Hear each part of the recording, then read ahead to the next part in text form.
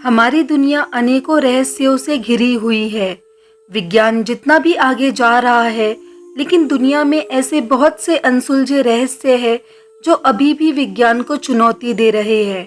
अगर हम बात करें रहस्यमयी जीवों की, तो इस दुनिया में ऐसे कई जीव हैं जिन्हें हम अभी तक ठीक से समझ नहीं पाए हैं। और ऐसा ही एक रहस्यमयी जीव है वैम्पायर। आप सबने वैम्पायर्स के बारे में मूवीज, टीवी शोज, किताबों के जरिए कभी ना कभी तो सुना ही होगा। अमेरिका समेत दुनिया भर के कई हिस्सों में वैम्पायर नाम बहुत चर्चित है। यूरोपियन देशों में वैम्पायर के किस्से कहानियां काफी चर्चा में रहती है। इतिहास में पाए जाने वाले दस्तावेजों के मुताबिक वैम्पायर्स वो जीव होते हैं जो मरे हुए होते हैं। ये ना तो पूरे इंसान होते हैं और ना ही पूरे जानवर। वैम्पायर्स किसी खास दिन जाग जाते हैं और अपने कब्रों से बाहर निकल आते हैं और अपनी भूख को शांत करने के लिए इंसान या किसी जानवर का खून पीते हैं और फिर अपने कब्रों में वापस जाकर सो जाते हैं। माना जाता है जो इंसान समय से पहले ही मर जाते हैं, वो मरने के बाद वैम्पायर्स बन जाते हैं।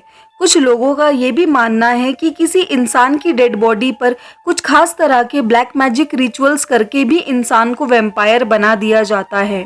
कई देशों के किस्से कहानियों से ये भी पता चलता है कि किसी इंसान के वैम्पायर द्वारा बाइट किए जाने पर भी वो इंसान वैम्पायर में बदल जाता है। वैम्पायर्स इतने मिस्टीरियस होते हैं कि इनके बारे में कंप्लीट नॉलेज किसी के पास नहीं है, लेकिन लोगों की मान्यता है कि वैम्पायर के पास जादुई शक्तियां होती है।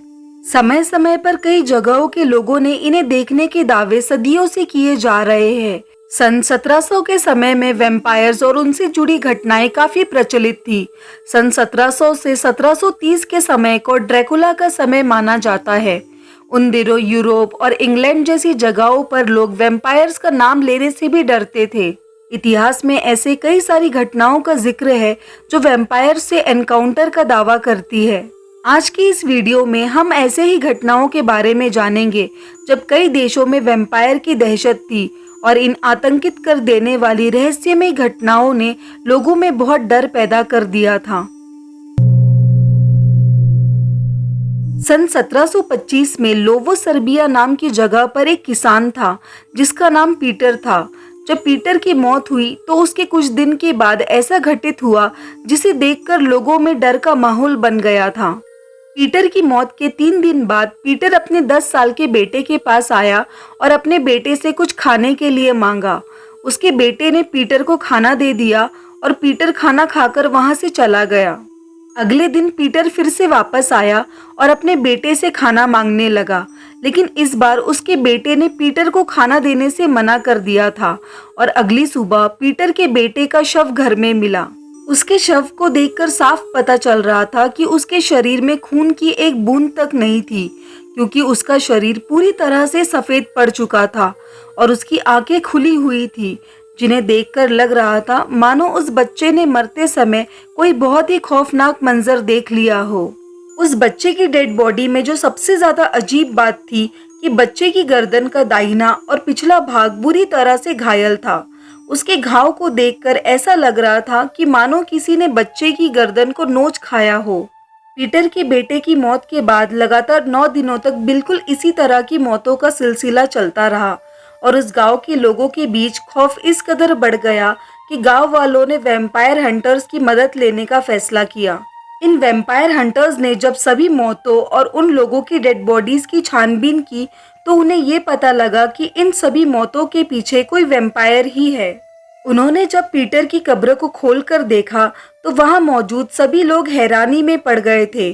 पीटर की डेड बॉडी अभी भी बिल्कुल ताज़ा थी और उसके कपड़े अभी भी खून से भीगे हुए थे। पीटर की छाती में छड़ी गड़ी हुई थी और पीटर के मुंह में किसी पक्षी के पंख थे। पीटर की लाश को उसकी कब्र से निकालकर आग के हवाले कर दिया गया और उसकी राख को पास ही के एक चर्च के सामने दफना दिया गया ताकि पीटर फिर से ना जाग जाए। इसके बाद पीटर को दोबारा कभी नहीं देखा गया, लेकिन पीटर की छाती में वो छड़ी और उसके मुंह में वो पक्षी का पंख कहां से आए, ये आज भी एक रहस्य है। क्या पीटर को किसी तरह का रिचुअल करके वैम्पायर बनाया गया था? ये सवाल पीटर की राख के साथ हमेशा के लिए जमीन में दफन हो गया है। एलिजाबेथ को ब्लड काउंटेस के नाम से भी जाना जाता है। उसने सन 1614 तक हंगरी पर राज किया। एलिजाबेथ को इतिहास के सबसे क्रूर महिलाओं में से एक माना जाता है, जिसके चलते गिनीज वर्ल्ड रिकॉर्ड में सबसे ज्यादा कत्ल करने वाली महिलाओं में एलिजाबेथ का नाम दर्ज है। बहुत से इतिहासकारों का मानना है कि एलिजाबेथ एक जीती जागती वैम्पायर थी। वो लोगों को बहुत ही क्रूरता से मौत के घाट उतार देती थी। लोगों को मारने के लिए नए नए तरीके अपनाती थी, जिनसे मरने वालों को ज्यादा से ज्यादा तकलीफ पहुंचे।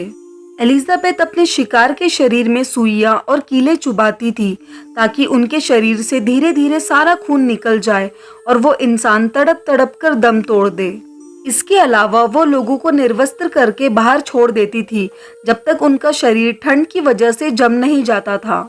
कहा जाता है एलिजाबेथ काला जादू करने में भी पारंगत थी। वो 10 से 14 साल की लड़कियों को मारकर उनके खून से नहाया करती थी।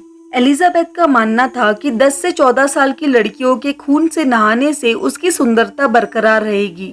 एलिजाबेथ के क्रूर तरीकों से तंग आकर दूसरे राजाधिकारियों ने उसको बंदी बना लिया और उसको अपने जीवन के आखिरी दिन जेल में गुजारने पड़े। और एक सुबह एलिजाबेथ को अपने जेल में मृत पाया गया।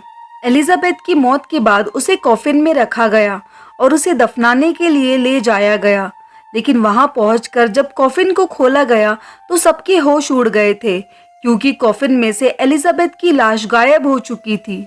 एलिजाबेथ की लाश गायब होने का कारण और रहस्य आज तक किसी को पता नहीं चल पाया है।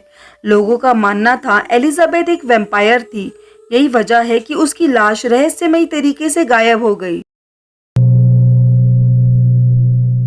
1726 में जब एक ऑस्ट्रेलियन सोल्जर एर्नोल्ड पाउलो अपनी मिलिट्री सर्विस पूरी करके अपने घर लौटा, तब उसने घर आकर अपने परिवार और अपने दोस्तों के साथ एक बहुत ही अजीब घटना को शेयर किया। एर्नोल्ड ने बताया कि अपने मिलिट्री सर्विस के दौरान जब वो कार्स्तवो में था, तब उस वक्त वहां रोमन एम्पायर और ऑटोमन एम्पायर के बीच जंग छिड़ी थी। कार्स्तवो उस समय तुर्की सर्बिया का पार्ट हुआ करता था। जंग के दौरान एर्नोल्ड का सामना वैम्पायर से हुआ था। दोनों में टकराव हुआ और एर्नोल्ड ने उस वैम्पायर को मार दिया था, लेकिन मरने से पहले उसने एर्नोल्ड को काट लिया था, जिसके बाद से एर्नोल्ड को अपने शरीर में अजीब से बदलाव महसूस होने लगे थे। एर्नोल्ड को ये समझ में आ गया था कि ये बदलाव उस वैम्पायर के काटे जाने का ही असर था। इस शाप से मुक्त होने के लिए और शाप के प्रभाव को खत्म करने के लिए एर्नोल्ड ने उस व्यक्ति की कब्र से मुट्ठी भर मिट्टी लेकर खा ली। ये उस समय की रीत हुआ करती थी, जो वैम्पायर के काटे जाने के प्रभाव से मुक्त होने के लिए प्रयोग किया जाता था। लेकिन एर्नोल्ड अच्छे से जानता था कि इतना प्रयोग ही उसके लिए काफी नहीं था और उसे अभी तक श्राप से मुक्ति नहीं मिल पाई थी। 2 साल बाद जब एर्नोल्ड दोबारा मिलिट्री सर्विस से अपने घर लौट रहा था, तब रास्ते में एक गांव में एक्सीडेंट के दौरान उसकी मौत हो गई थी। एर्नोल्ड के मौत के 1 महीने बाद ही गांव में वैम्पायर अटैक की चर्चा होने लगी। गांव के लोगों ने मरे हुए एर्नोल्ड को अपनी आंखों से देखने का दावा किया था। गांव के लोगों के मुताबिक उन्होंने रात के समय एर्नोल्ड को लोगों को मारते हुए और उनका खून पीते हुए देखा था। बाद में गांव में कई लोग बीमार होने लगे। उनके शरीर में खून की कमी होने लगी थी और इसी वजह से गांव की कई लोगों की मौत भी हो गई थी। लोगों के खौफ और एर्नोल्ड को देखे जाने के दावों की वजह से गांव के मुखिया ने एर्नोल्ड की बॉडी को दोबारा कब्र से बाहर निकालने का फैसला किया, ताकि वो देख सके कि एर्नोल्ड के वैम्पायर होने के सबूत है या नहीं। जब उसकी बॉडी को कब्र से बाहर निकाला गया तो सभी लोग ये देखकर हैरान थे कि उसे दफनाने के 40 दिन बाद भी उसकी बॉडी वैसी की वैसी थी। उसके बाल, नाखून और दाढ़ी बढ़ चुकी थी और उसकी आंख, नाक और मुंह से खून बह रहा था। गांव के लोग समझ गए कि गांव में हो रही मौतों की वजह एर्नोल्ड ही था। गांव वालों ने उसके दिल में खंजर घोंप दिया और उसके सिर को धड़ से अलग करके उसको जला दिया गया। गांव के लोगों के मुताबिक जब उसके सीने में खंजर घोंपा गया, तब एक बहुत ही डरावनी चीख एर्नोल्ड के शरीर से आई थी। ये घटनाएं दोबारा ना हो, इसलिए गांव वालों ने मरे हुए सभी लोगों के साथ भी वही किया। उनकी बॉडी को कब्र से निकालकर उन्हें भी जला दिया गया था। तो दोस्तों, ये थे कुछ वैम्पायर से जुड़ी हुई सच्ची रहस्यमयी घटनाएं।